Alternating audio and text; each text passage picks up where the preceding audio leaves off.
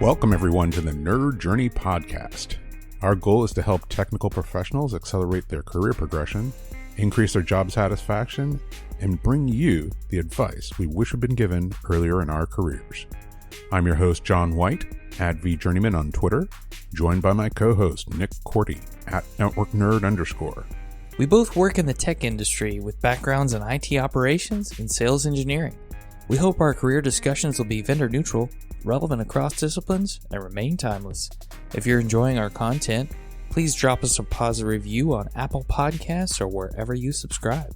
And if you want to get in touch with us, tweet or DM at Nerd Journey. Ultimately, we're just two nerds on a journey. A journey to career enlightenment.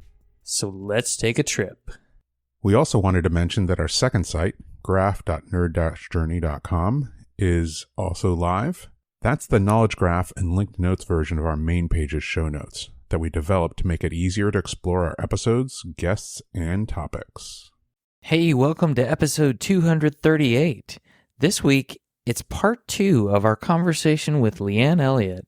She's a business psychologist, a founder of a consultancy, a leadership coach, and the co-host of the Truth, Lies, and Workplace Culture podcast with her husband, Elliott. If you missed part 1 of our discussion with Leanne in episode 237, it's worth a listen. We talked about how Leanne got interested in psychology and why she chose to pursue that as a career. She had some very helpful volunteer experience that helped her build skills for later use. She also talks about an interesting pivot she had to make during an economic crisis. Leanne told us what coaching was as a discipline, and then Leanne also spent some time talking about how layoffs can impact people psychologically, not just the people who are laid off, but also those who remain at a company and those who have to execute the layoffs as well. There is a psychological processing that has to happen. So what's on tap for part 2 this week specifically?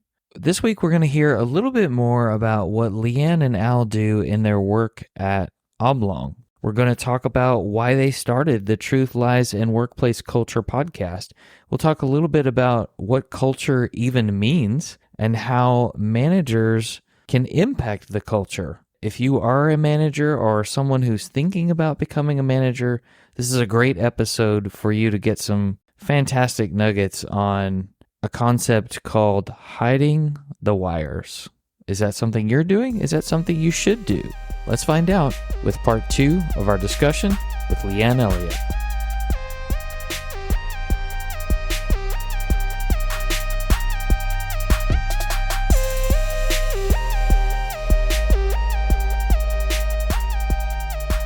Let's maybe use this opportunity to talk a little bit about your work at Oblong to kind of try to foster high-performing workplace cultures.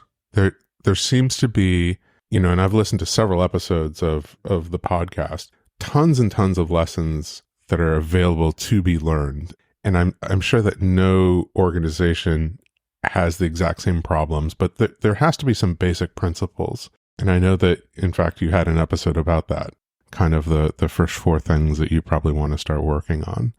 Can you talk a little bit about that work? Maybe instead of talking about that specific topic, like how you arrived at those ideas to be able to apply them. Just so I'm sure, John, which episode is it that you're? I think it was episode number 2, actually. Oh, okay. The 4 principles of engagement. Yeah. Mm-hmm. Yeah. So in terms of culture, it can feel very intangible. It can feel like something that we can never quite wrap our head around. There are 50 plus definitions of workplace culture out there. We can't even agree on that. So to approach culture through culture is really quite difficult, particularly with a commercial head on, because you need to try and understand where these push and pull is and how it's trying to translate to commercial outcomes.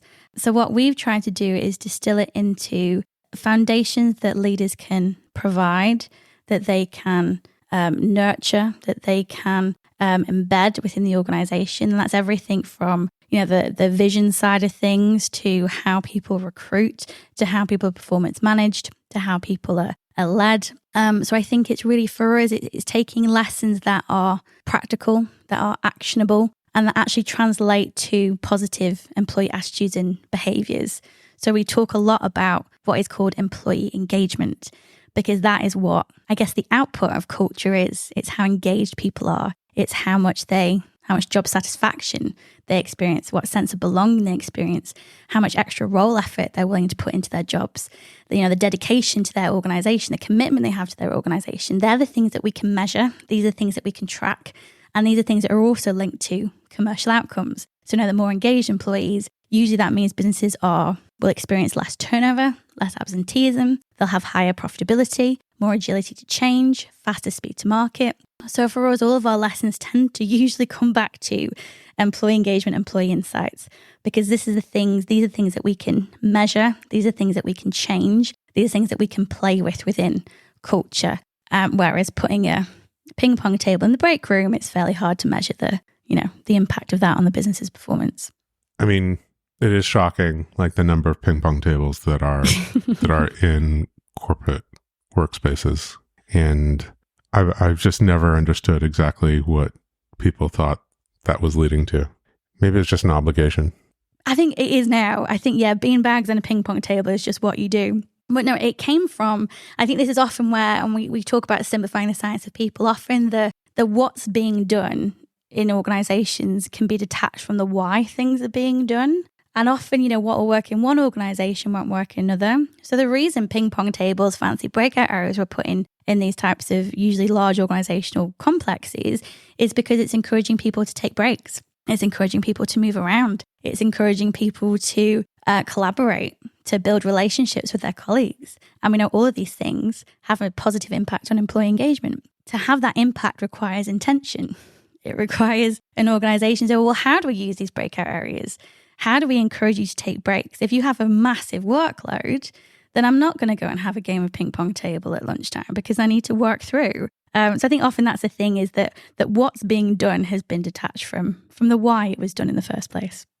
That's so funny. And the way that you lay that out makes total sense. But then it's a lot easier to look at the things and ignore the psychology behind it. That is hilarious. It just never even occurred to me. Yeah, the separation of what and why is sort of what you were doing when you were checking your vitals in a way. Yeah, 100%. That's kind of the what and why at an individual level versus the what and why at an organizational level. If those two things aren't connected, then, we're throwing things, we're putting ourselves in situations that we don't know how we're going to feel about that. We'll see how it, maybe it'll go well, maybe it won't. And for organizations, they're spending money on interventions that they don't even have any way of measuring, the impact on the individual or the organization, or two, any kind of connected intention behind it. Like, how does this feed into our culture, into values? Is that alignment? Because any incongruence in that just drives us nuts. And that's the first thing that will push us to disengage, because not being authentic as an organization, not living your values, people see straight through it. And it's almost better to do nothing than to try something and not know why you're doing it or how it might have an impact. Probably just better leaving things as they are. So let me ask this question. What made you and Al want to start the podcast in the first place? Exactly that, really. Connecting the what and the why. I think we were aware of the impact that our client work was having, not only on the leaders that we were working with in terms of giving them clarity and control over an area that they've always struggled with, but also seeing that feedback come back from the employees as well, 6, 12 months on, when we go back into the organization and seeing how they developed and how they'd grown and how much more fulfilled and happy they were. It felt like we needed to take this message wider. We need to try and tell people. And it's not every small business, particularly, a business that has less than 20 employees, can afford to engage a consultant or a psychologist to come in and do these things. There is an element of, how do I do this myself, or how do I build the internal capability in my ops manager or my HR partner to do these things. So it's really these lessons of let's try and let go of the trend, and let's try and let go of what's being done. Let's reverse engineer it a bit and talk about the why. Because actually there's probably so many things that you could do as a leader, completely free, that aren't going to cost you any money, that can have a much bigger impact on the success of your business and the performance of your people and the fulfillment of your people. So that was why we started it, really, to bring these kind of basic best practice lessons to owner-led businesses so they could start to understand a bit more about how people and culture works within their organization, start to understand the things that they could do to make things better, make things less stressful for them. And really just also what it's kind of evolved into is shedding light on some topics that are talked about in the media, sensationalized perhaps. And again, without much context. So the whole quiet quitting phenomenon, you know what I mean? It's like outcry. The millennials and Gen Z just don't want to work anymore. How dare they? They're fools. They'll never progress in their career. Who do they think they are? Quiet quitting is disengagement. And that's been around for decades. We've been doing that for decades. Let's not, use Gen Z and millennials as a scapegoat here. Let's not do that. So it's jumping on things like that as well and just, trying to put the record straight. Yeah, that particular media outcry, I was like, oh, somebody needs to fill some column inches. They filled a lot of them with that, didn't they? Like that just felt absolutely not new at all, except the name. How can we create some new marketing around this thing? Yeah, and blame the people joining the workforce for it. It's not us. Like, we've never done that. No, there was a previous phrase. It was called retire on active duty. Yeah. That's old. Right, that's decades old. I assume it comes from the military at some point because the full phrase was road warriors, people who were still on active duty but essentially retired because they're just doing the minimum to not necessarily, raise the level of, oh, this person needs to leave the organization, or it'll take too much effort to manage this person out of the organization versus just letting them coast. And then somebody said quiet quitting and there was an outrage. Yeah, it is laughable. It is funny. And there's still so many coming through. There's loud quitting now, which is, we talked about, I think it was last week or the week before. But I think it's that thing of, particularly I think with owner-led businesses who are overwhelmed by this. They're overwhelmed by the fight for talent. They're overwhelmed by the skill shortages. They're overwhelmed by the inflated salaries that people seem to be wanting. It can be very easy and very natural for us as humans to assign blame. If we can go, oh, what can I do to attract talent? Everyone's quiet quitting. It's not me. That's just what the generation does. And I think that's the thing that we want to re-educate people on, help leaders take that accountability. And there is so much accountability on the leaders' shoulders. It is heavy and it is weighing a lot of people down, understandably. But we have to wear that accountability. We have to do that. We can find ways to make the load lighter, but ultimately we have to take accountability for how people are thinking, feeling, and behaving in our business. Do you see a pattern? This is something that I just assumed was the case. What I think about is this equity imbalance,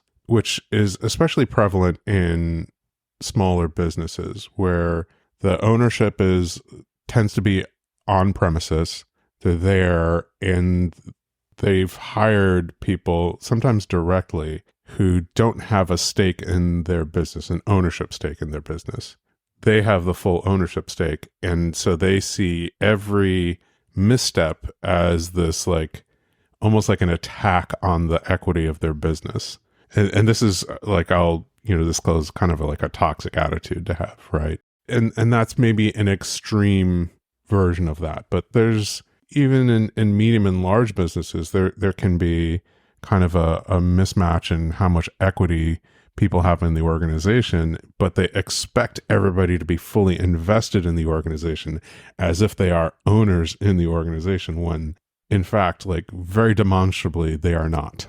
I've seen that, and I just wonder whether it's acknowledged when somebody needs to come up with an idea or with a diagnosis about what healthy workplace culture looks like. Because there are substitutions for actual equity in the business. You don't necessarily need to give that away, but you do need to have an environment within the workplace where people do feel motivated and engaged without necessarily, saying, oh, my stock shares are going up, or, if the business is sold, then I'll get a chunk of money, from that sale. They can still feel like some level of ownership in the success of the organization without having contractual ownership of it.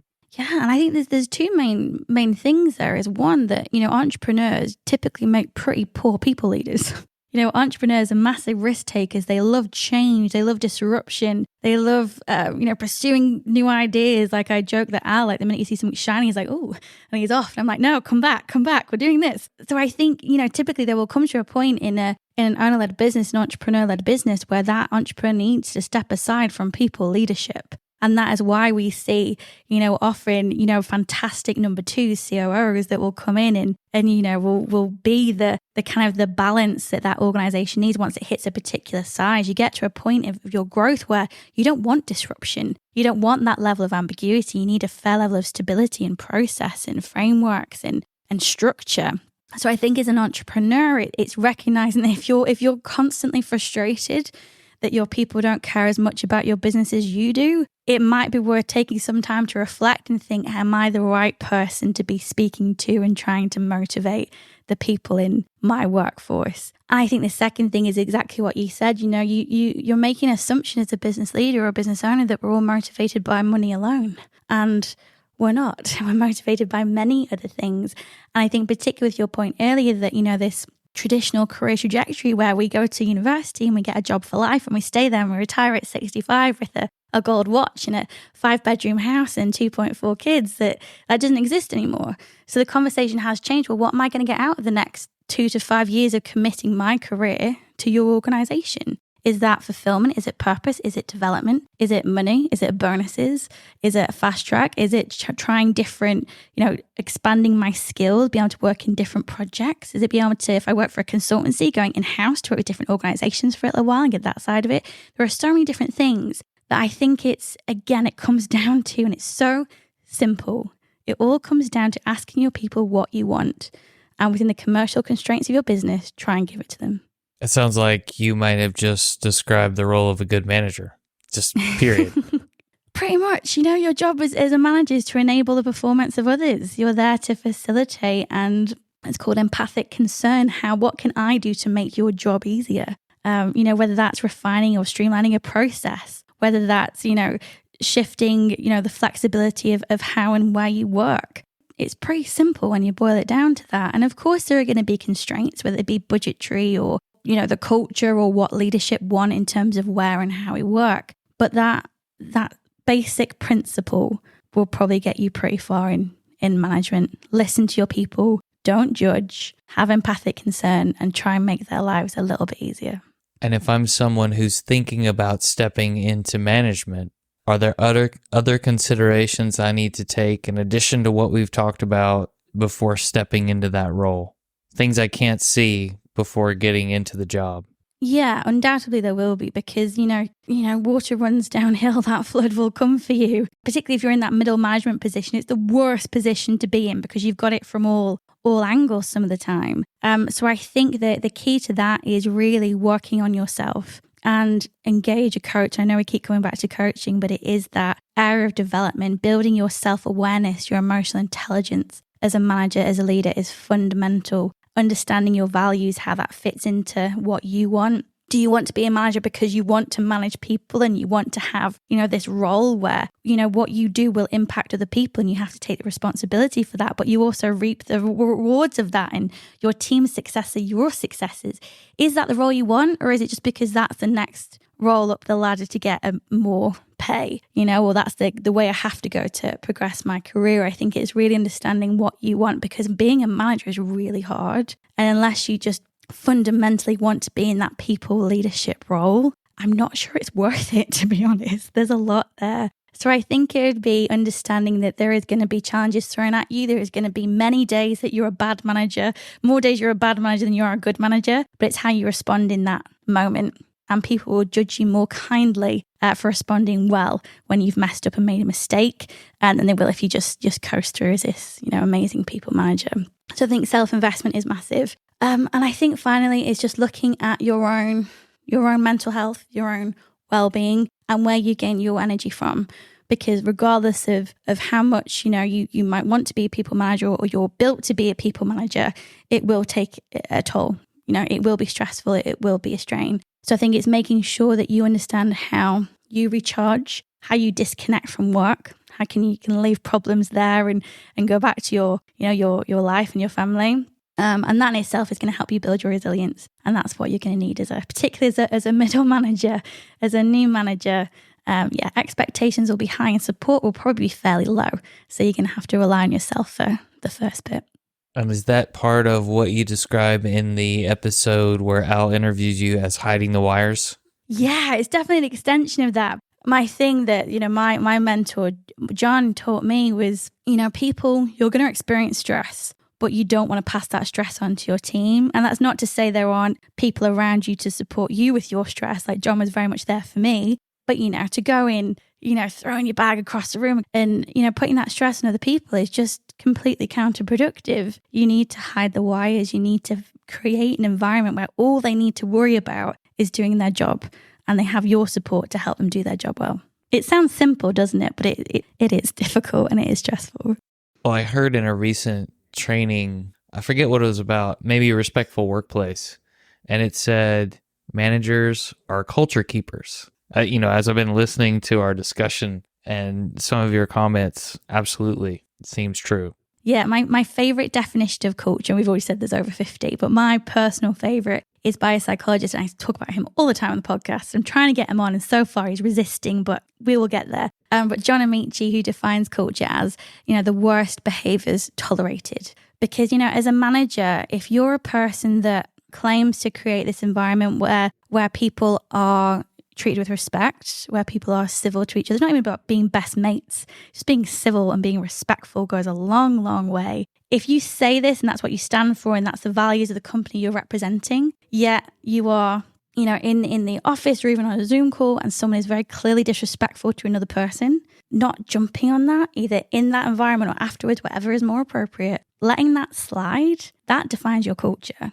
It doesn't matter what values you've got written on the wall. It doesn't matter how, senior leadership talk about their culture. It doesn't matter about how marketing communications are presenting your employer brand to potential candidates. If you've got behaviors within your organization that are tolerated, bad behaviors that are tolerated, that even that smallest pocket of toxicity, that's what defines your culture. And you're right, that's why managers are culture keepers. It's so interesting, powerful, but also difficult, I guess, is why it's difficult, right? Why you need skills to actually do that job. Yeah, and I think that, being comfortable managing these situations, managing that confrontation, having that difficult conversation, that itself is a very practical skill that a manager can learn and one that will be, hugely useful because there's situations you're always going to arrive at. It's a member of your staff or whether it's a senior leader or whether it's even a customer. There are definitely practical skills building courses, tools we can put in place for managers to support them. There's absolutely that transaction, that practical side. But it does come down to that empathy, that emotional intelligence, that authenticity. The two things, when they marry together, that's when what we like to say, you create managers and leaders that people tell stories about. In a good way. In a good way, yes. Because there are probably some you tell stories about the other way, yeah. Exactly. Sorry, I'm just marinating on that a little bit. That was such a great moment. And I'm still marinating on the worst behaviors tolerated. Is that something you thought about, since being a manager yourself now, John? Just if you don't mind me asking you on the spot.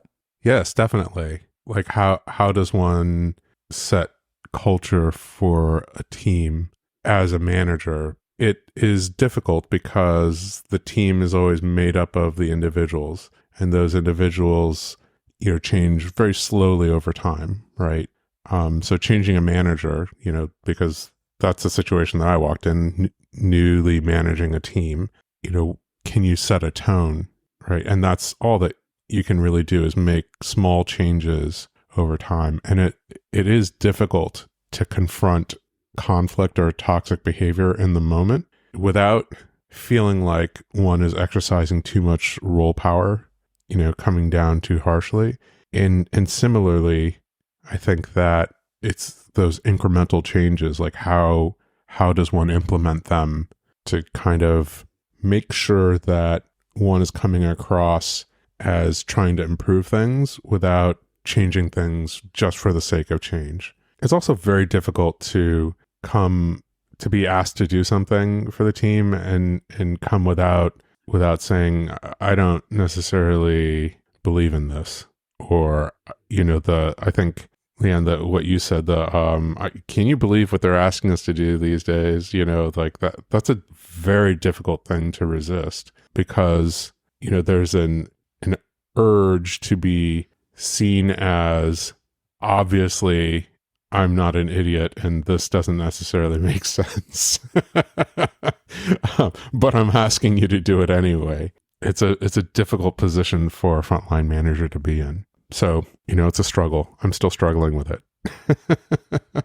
Fortunately, I haven't been asked to do anything, like that, where it's just like, well, this is idiotic.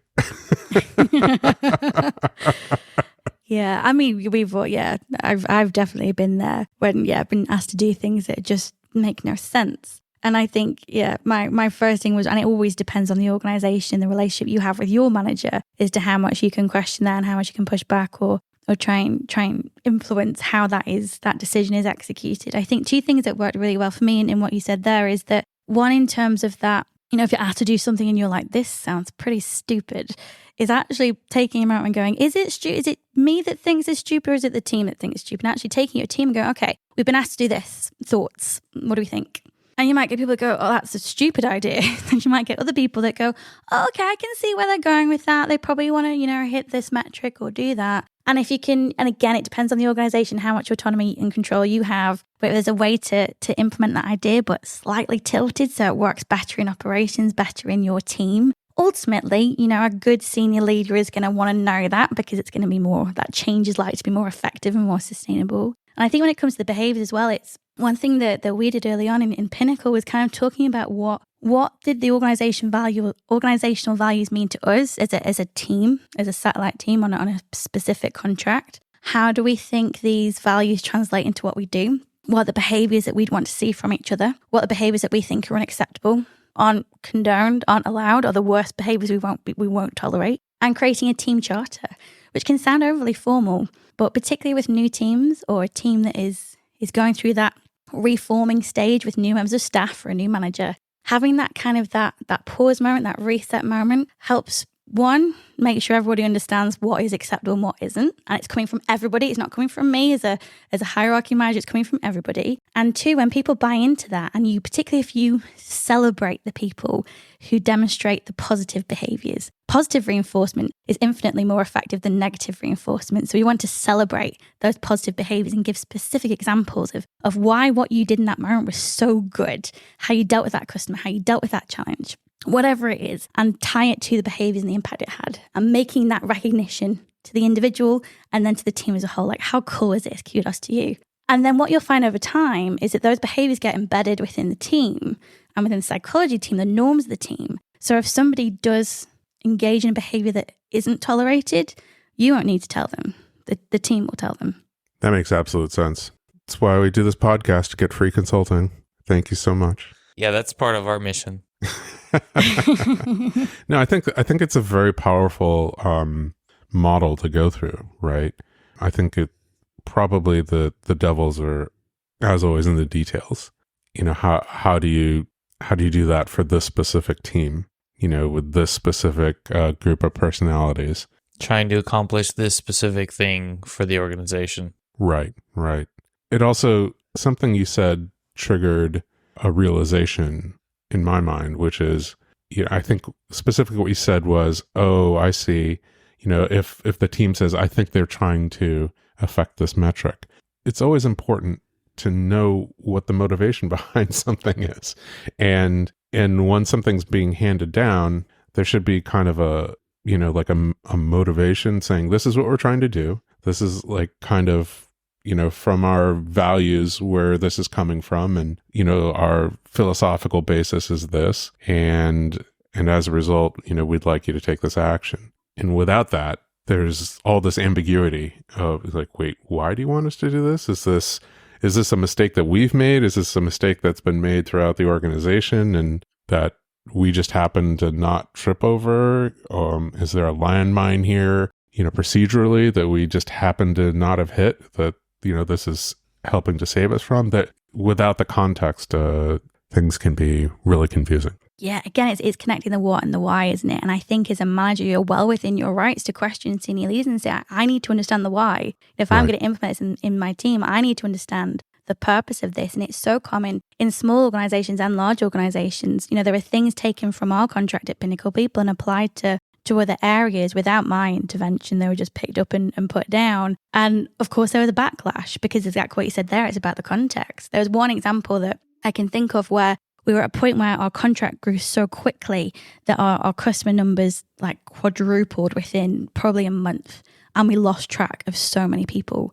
We just didn't know where they were. So I sat down with every single coach and was like, right, who have you got on your caseload? Who are we talking to? Let's go through one by one. Where are they up to? Where's the last time you spoke to them? What course are they doing? What support they've been? What jobs they applied for? Micromanagement at its worst. But it was necessary because we'd lost control over this situation, and making that clear to people, it's not your fault, it's just a symptom of the rapid growth we've had, but we need to gain control. Over time, we actually kept in that process for the entirety of the contract, because over time, it morphed more into a coaching session with my monthly one-to-ones, where people were going like, okay, so such and such is here, so that's where my performance for this metric is going to come from, that's how many people I'm getting to work, this is how many people are on courses, that's where that's going to come from. They could predict their own performance on the first day of the month. And then they come to a problem customer and go, I don't know what to do about such and such because they're not engaging, they're not answering the phone to me. Last I heard was this. We talk through different solutions, different options. What do we do with them? And come to a conclusion that at the end of the meeting, that person then knew what they had to do with this customer that was causing an issue. So when the company picked up that process and rolled it out to every other contract on the business, understandably, the job coach was saying, well, why am I being micromanaged? Why is my manager want to go through a fine-tooth comb every single one of my customers? You've lost the intent. You've lost the why. It's not what we do. It's why we do it. That's why it's important. It comes back to connecting those two things. We're micromanaging and we got a ping pong table at the same time. Yeah. From now on, ping pong table is going to be shorthand for me for the what with disconnected from the why. Then maybe that could be your kind of your, I don't want to say safe word, that's the wrong word, but with your senior manager, you just, your trigger is like ping pong table. Like I need a why ping pong table. So we've gotten this ping pong table. Leanne, I feel like you've given us so much gold here. Just really want to thank you for your time. And maybe one more time, if you could kind of tell us where we can find your podcast. Yeah, so the podcast is Truth, Lies and Workplace Culture. We are available wherever you find your podcasts. Wherever fine podcasts are sold. Exactly. And if people want to follow up on this episode, Leanne, where can they reach out to you? You can find me on LinkedIn, Leanne Elliott. Again, if you put in Truth, Lies and Workplace Culture into LinkedIn, you'll find our page, and I'm frequently posting on that. Or email me directly, leanne@oblonghq.com. Awesome. We'll make sure that gets in the show notes. Thanks again so much for your time. It's just been a really terrific conversation. I hope our listeners are getting as much value out of it as we are. I hope you enjoyed it. I hope it was okay. I know we talked about a lot there and uncovered a lot. And what I usually say at the end of interviews like this, if you are a business leader, it's okay, breathe, drop me an email. We'll set up like a 30-minute chat or something. We kind of say on the podcast, we're not just going to drop you in it and walk away. We share these things to then hopefully help you with it even more if we can. But thank you so much. It's been so much fun. I can't believe how quickly this has gone. It's been brilliant. Yeah, it's been great. Oh, yeah. We'll keep an eye on the podcast and look forward to great things from you and Al. Really appreciate it, Leanne. Thank you.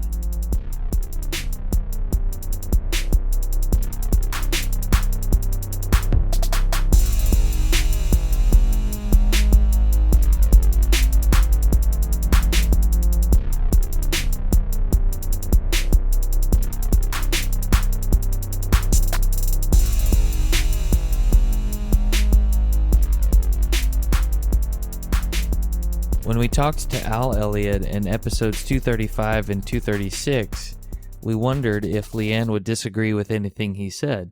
I think she actually agreed with most of what he said. She even points out that entrepreneurs may not be the best people leaders.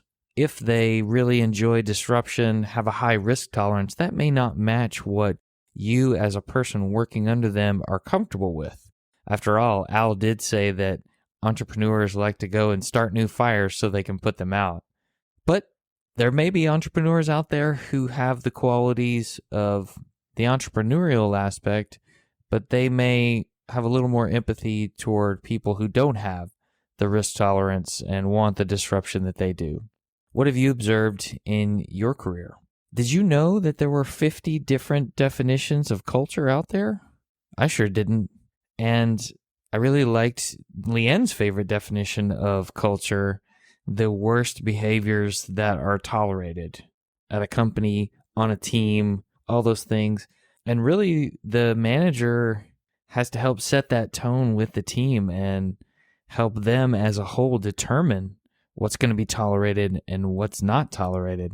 I like the exercise Leanne talked about where she put her team together. They decided what the values of the company meant to them and how that translated into behaviors. This crowdsourcing of values and behaviors creates a lot of ownership on a team. It makes you feel like you had a say because you did have a say. Everybody had a say in putting that together, and it gives you more buy-in because you had more ownership in that process of developing the set of behaviors that are okay and not okay on this team at this company. And I think that spurs you into action, or you're more likely to be spurred into action when something you see or hear is not in line with that set of behaviors, whether you're the manager or a person working on the team. If you're a manager out there today, or even an individual contributor, are you hiding the wires? Are you keeping your frustrations from being blasted out at everyone around you? I know sometimes we all struggle with that. It's a challenge. No matter who you are, what you do, everybody has a lot of pressure on them to deliver certain things at certain times. We have different things that affect us outside the office. It's not just work stresses that come our way. But I do think that this falls in line heavily with what Brendon Burchard speaks about when he says one of the differentiating factors for leaders is emotional control, trying not to let the emotions dictate the actions that we make and that we aren't our emotions. Learning to have empathy for other people. As Leanne said, the skill of emotional intelligence is something that you can learn. It's not something that you're just born with or aren't born with. You can actually learn that if you want to be a manager. And honestly, it's going to be good for everyone to have more of that empathy, because we could certainly use it, especially when the stakes and pressures are high, to work with people who are different than us and have different goals and different values, different things that are important to them, which may not be important to us, but it's important to them, and we need to be conscious of that to build better relationships and collaborate. Have you ever had something come down as a change from your employer and you just really didn't understand why it was happening? In fact, maybe it even scared you. It created some anxiety. I love the idea of managers communicating why something is happening, because it brings clarity and really eases your mind. Especially the story that Leanne told about going through the caseload with her coaches. People might wonder, why am I being micromanaged like this? Well, it wasn't what they did. It was that they needed to gain control over a situation that had become out of control. And the only way to do that was by having the manager dig deeper into what people were doing and how they were executing. And it actually became a good thing to where people knew how they were measured. They knew what they needed to do a good job and be seen as doing a good job, not only to their manager, but layers above. And then, of course, that process got rolled out to the rest of the organization, and the intent may or may not have been communicated well when that happened to other teams. I think connecting the what and the why is a huge theme in this episode, and really that's what the Truth Lies in Workplace podcast is about. I hope you'll consider listening and subscribing, because they really are doing it to help people because they care. They want to help leaders. They want to help individual contributors. They want to create better places to work. And as Leanne said, some of these things like employee engagement can actually be measured with data. that you can go and look at and say, well, people really aren't satisfied. They're really not engaged. But if you don't measure, you don't know. I hope you enjoyed these conversations with Al and Leanne and the different perspectives that they bring. Could it be that you need someone to coach you through a difficult time or to develop you as a person? Al and Leanne definitely have a free coaching call that they'll set up with anyone. If you need some type of advice in that way, I know John and I would be happy to at least lend an ear. We're not career coaches, but we've had other people on the show who definitely are. Just a reminder, we'd like people to subscribe and give us a positive review on Apple Podcasts or wherever you're listening. We want to know if we're being helpful and are always looking for interesting questions to ponder. We're collectively on Twitter @NerdJourney. Farewell, listeners. Tune in next time as the journey continues. I'm John White at BJourneyman, for Nick Cordy at NetworkNerd_, signing off. Adios.